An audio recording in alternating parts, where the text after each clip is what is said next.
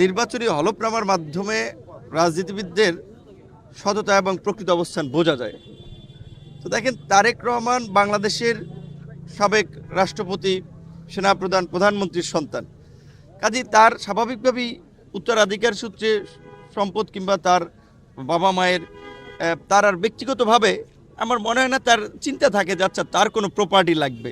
সেই জায়গা থেকে তারেক রহমান তো ভিন্ন বিষয়। তারেক রহমানের জন্য মানুষ যদি তার প্রয়োজন হয় 1000 কোটি টাকাও তার পায়ের নিচে 1 ঘন্টার মধ্যে বিলিয়ে দেবে, কারণ মানুষ তাকে এত ভালোবাসে এবং তার প্রতি তাদের সেই আবেগ অনুভূতি আছে। বিএনপি তার মিত্রদের বিষয়ে কতটা সিরিয়াস সেটা তো আপনি দেখেছেন। গতকালকে ম্যাডামের জানাজার দিন, সেই সময় কিন্তু এই আপনার গত পরশু দিন যে সেই সময়ে কিন্তু যারা মিত্রদের আসনে প্রার্থী হয়েছে তাদেরকে কিন্তু বহিষ্কার করেছেন। এটা একটা কিন্তু বিএনপির মতো বড় দলের শক্ত বার্তা।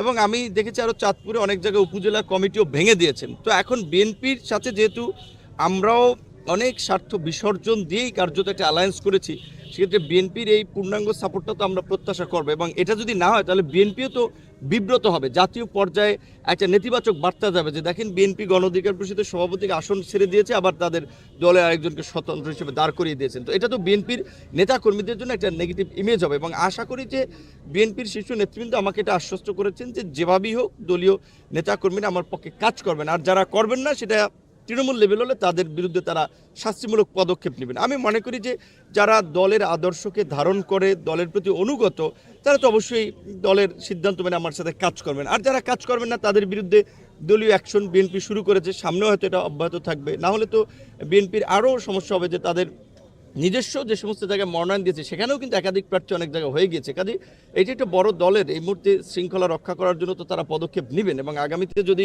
বিএনপি সরকার গঠন না করতে পারে, বিএনপির নেতাকর্মীরা 17 বছর মামলা হামলায় জর্জরিত, জেল জুলুমে, তাহলে তো তাদের সবার জন্যই বিপদ। কাজে এটা নিশ্চয়ই বিএনপির সকল পর্যায়ের নেতাকর্মী উপলব্ধি করবে।